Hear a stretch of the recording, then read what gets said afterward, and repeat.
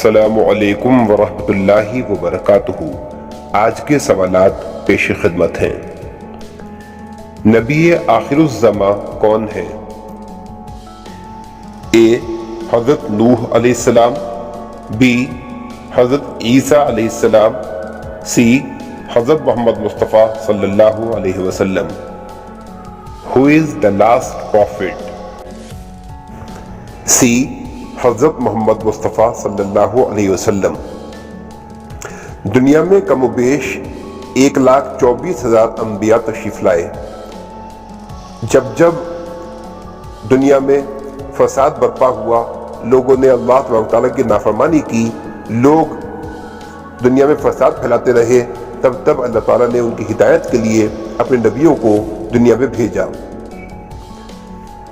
ان میں سب سے پہلے حضرت آدم نبینا علیہ السلام دنیا میں تشریف لائے، اور سب سے آخری نبی آخر الزماں حضرت محمد مصطفیٰ صلی اللہ علیہ وسلم ہے۔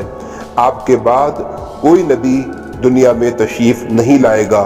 اگر کوئی نبی ہونے کا دعویٰ کرتا ہے تو وہ جھوٹا ہے۔ اشرف المخلوقات کسے کہا جاتا ہے؟ اے انسان کو، بی جنات کو، سی دونوں کو۔ Who is termed as the best of all creations? اے انسان کو۔ اشرف المخلوقات انسانوں کو کہا جاتا ہے۔ اللہ تبارک و تعالیٰ نے جب انسان کی تخلیق کی، فرشتوں سے حضرت آدم علیہ السلام کو روبرو کرایا تو فرمایا کہ ہم نے انسان کو پیدا کیا اور اس کو اپنا خلیفہ یعنی نائب بنایا۔ اللہ تبارک تعالیٰ نے حضرت آدم علیہ السلام کو خلیفہ کا لقب دیا، اور دنیا میں انسانوں کو اشرف المخلوقات کہا جاتا ہے۔ اشرف المخلوقات کے معنی ہیں تمام مخلوقات میں سب سے افضل ترین، سب سے بہترین جو مخلوق ہے وہ انسان ہے، کیونکہ انسان اپنی عقل کے لحاظ سے سب سے اعلیٰ و ارفع ہے۔ انسان نے اپنی عقل کو استعمال کر کے وہ چیزیں، نایاب چیزیں دنیا میں پیش کیں جو کہ واقعی نایاب ہیں، اپنے میں لاسانی ہیں، اور کسی اور مخلوق نے ان چیزوں کو سامنے پیش نہیں کیا۔ اس لیے عقل کے لحاظ سے، فہم کے لحاظ سے اور بہترین زندگی گزارنے کے لحاظ سے، یعنی ہر طرح سے اللہ تعالیٰ کی انعامات و انوارات کو استعمال کرنا، آسائشوں کو استعمال کرنا، اس کے لحاظ سے انسان اشرف المخلوقات کہلاتا ہے۔ فجر کے علاوہ کس فرض نماز میں 2 رکعت ادا کی جاتی ہیں؟ اے نماز عید الفطر میں، بی نماز عید الاضحیٰ میں، سی نماز جمعہ میں۔ In which فرض نماز other than فجر 2 رکعت are offered؟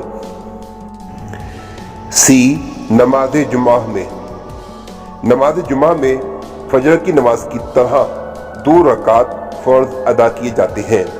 اس دن یعنی جمعہ کے دن مرد حضرات کے لیے، یعنی جو مقیم ہوں، اپنے مقام پر ہوں، ان پر ظہر کی نماز نہیں بلکہ نماز جمعہ ادا کرنا فرض ہے، اور وہ بھی 2 رکعت۔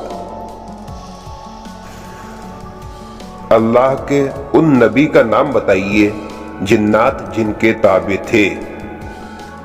اے حضرت موسیٰ علیہ السلام، بی حضرت سلیمان علیہ السلام، سی حضرت یعقوب علیہ السلام۔ Name the prophet of Allah of whom the jinnat were under control۔ بی حضرت سلیمان علیہ السلام۔ اللہ تبارک و تعالیٰ نے حضرت سلیمان علیہ السلام کو بہت بڑی حکومت عطا کی تھی۔